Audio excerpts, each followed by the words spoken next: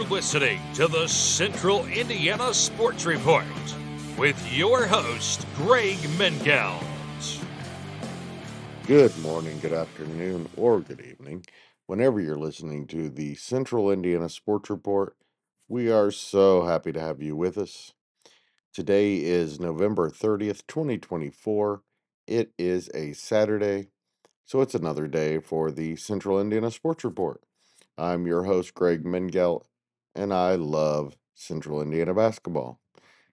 There was only one girls' basketball game on Friday. Shenandoah beat Frankton 37-27. We'll have details on that one momentarily.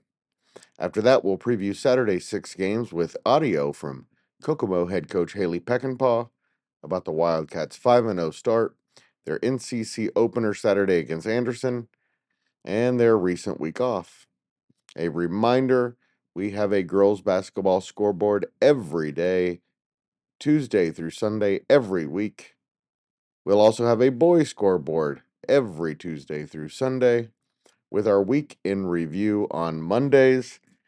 On those, we have recaps for every local team, our weekly honors, players of the week, teams of the week, our top 10 power poll, and we'll have conversations with local media and head coaches about the week that was.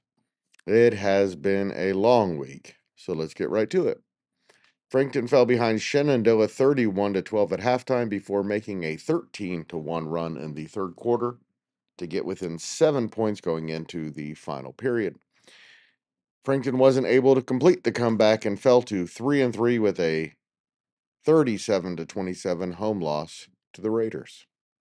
The Eagles were led by 11 points from Ann Curtis and 6 from Emma Key. Frankton will look to rebound Monday at Taylor. The Titans are 1-5 after beating Cross Point Christian 49-29 last Monday. The Raiders are now 5-3 and have won 3 of their last 4 games. Junior Gabby Patrick led Shenandoah with 12 points, and senior Rory McKnight had 11. We have 16 games on Saturday, including 5-0 Kokomo going to Anderson. It's the North Central Conference opener for the Wildkats, who are averaging 60 points per game and surrendering just 26. The Wildcats have reached 5-0 with defense and balance. Michaela Drake leads the team at 14.6 points per game. 8 different Kokomo players are averaging at least 3.4 points. Sophomore Bella Richards had her best game of the season in last Saturday's 63-23 win over Fort Wayne South. She was 5 for 9 from the field for a season best 10 points and also had 8 rebounds and a steal. Anderson is 0-5, 0-3 at home, and 0-1 in the North Central Conference. The Indians are being outscored by 28 points per game. They were beaten 80-59 in their most recent game last Saturday at Lawrence North. Senior Kennedy Brown leads Anderson at 13.3 points per game, and sophomore Araya Scott is averaging 7.8 points and a team best 5.8 rebounds. On Friday, I spoke with Kokomo head coach Haley Peckinpaugh about her team and Saturday's matchup. Welcome back to the Central Indiana Sports Report. Kokomo head coach Haley Peckinpaugh. The Wildcats are 5-0 and go into their conference opener on Saturday at Anderson, 1:30 in the afternoon. Is that your first afternoon game, Coach? It actually is, I believe. So we'll see how that goes. You know how it goes sometimes. So Yes. JV plays at noon. It makes for an early day. So we'll see how we come out. All right. Well, going into the conference, looks like you're definitely going to be competitive for the conference championship. The first hurdle, of course, is a very good Anderson program. Struggling a little bit so far this year, but probably you consider a pretty dangerous team. Yeah, definitely. Their schedule is really hard. They play Fishers, Lawrence North, Northeastern. They play a lot of good teams. They've already played Richmond. They only lost by a few points, and they were up by a lot in the third quarter. So of course, we definitely feel like they're dangerous. They're super athletic. They have a really good senior guard who averages about 14 points a game for them. So Yeah, no, definitely. It'll be a good test for us. If we go out and play our game and play how we want to play, I have all the confidence in us, but it's there and it's early, so we'll see how it goes. And it's been 7 days since your last games. How is the week gone without any games, Coach? I think the beginning of the week went really well. Monday, Tuesday, Wednesday, we really focused on us, trying to get better at some of the things we do, trying to, fine tune some things before we have 3 games in 5 days. And then, obviously we didn't practice yesterday, but coming in today, I'm just hoping that they have, a lot of energy and they're willing to be focused. And we have to prepare for Anderson and Zionsville all in one day. So we just need a lot of focus today. Yeah, Zionsville on Monday. Yep. And another good team there. So um, the schedule is starting to get pretty tough. Yeah, definitely. It's that way for a reason. We want to push ourselves here in December and see where we're at. We got Anderson Saturday, Zionsville Monday, Lafayette Jeff, who's 5-1 on Wednesday. Right. So, this is a really good week for us to see where we're at, but also prepare us for the sectional because that's how sectional play is going to be. We only have 4 teams, so it's a Friday, Saturday night back to back. So, I think this prepares us for that, but also just really shows us like where we're at and what we need to work on.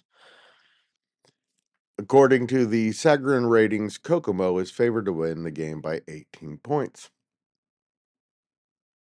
In its first season under head coach Damian Wyatt, Muncie Central has won 3 of its last 4 games and is 3-3 after winning just twice all of last season. The Bearcats are 0-1 in NCC play and go to Richmond at noon Saturday for their second conference contest. The Red Devils are 2-4 and 1-0 in the NCC after beating Anderson 55-53 on November 15th. The Sagarin says Richmond by 10. Madison Grant looks to snap a 3-game losing streak at home against Wabash on Saturday at 6 before the Argyles and Apaches boys play the second half of the doubleheader. Wabash is 5-1, its best start since 2014. A win Saturday will give them their best start since 2013. The Apaches are led by a trio of senior stars. Brooklyn Buzzard, Caitlin Honeycutt, and Anna Doty are averaging 41.5 points, 14 rebounds, 9 assists, and 12.2 steals per game. Madison Grant's leading scorer is freshman Grace Wood. She had 17 points and 7 rebounds in the Argyles' lone win on November 13th over Westell. They've played their last 2 games without senior point guard Jasmine Rainey, who's been out with an injury. She's likely to be back on Saturday. The Sagarin says Wabash by 30. Oak Hill bounced back from its first loss of the season with a 60-37 win over Southwood on Tuesday. The 5-1 Eagles shot 57% from the field in the win and forced 28 Southwood turnovers. Sophomore Morgan Cates had her best game of the season with 9 points, making all 4 of her field goal attempts, with 4 rebounds and 2 steals. On Saturday, Oak Hill hosts 2-4 Manchester and looks to go 6-1 for the first time since 2016. The Squires, who are led by sophomore Emma Walker's 13 points, 5.5 rebounds, 3.3 steals, and 2.2 assists per game, have lost 3 of their last 4. Oak Hill defeated Manchester 38-27 on November 25th last year. And the Sagarin predicts Oak Hill to win by 18 points. Pendleton Knights snapped a 2-game losing streak with a 29-point win at Chittard on Tuesday. Now the Arabians look to make it 2 straight Saturday at the Sneakers for Santa event in Brownsburg against state power Jennings County. The game is the first of a 6-game schedule in Brownsburg that includes some of the state's best teams and a couple from Illinois. Jennings is 1-4 after going 23-4 last season. They opened with a win over Scottsburg and have lost 4 games in a row since. They're led by junior star Molly Ernstis, who's averaging 20.6 points, 8.6 rebounds, 2.4 steals, 1.8 assists, and 1.2 block shots per game. It's the first match ever between the 2 programs. Pendleton is 12 points better according to the Sagarin ratings, heading into Saturday's contest. Hamilton Heights is in search of its first win of the season Saturday when it visits Huntington North after 11 days off. Heights has been outscored by 188 points through 5 games. North is 1-4 and just got its first win of the season Tuesday, 69 to 43 over Fort Wayne Southside. The Sagarin rating says the Vikings by 32. Thanks again to Haley Peckinpaugh for joining the Central Indiana Sports Report, and thank you for listening. Please go like, subscribe, or follow us right now on SoundCloud, Spotify, Amazon Music, or Apple Podcasts, or now on YouTube.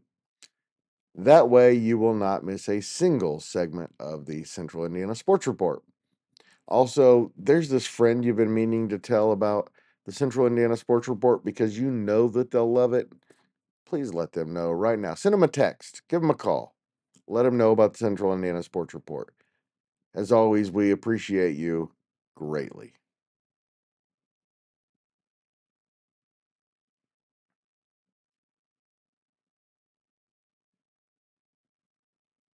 Central Indiana Sports Report is a product of ITG Media. And I love Susie.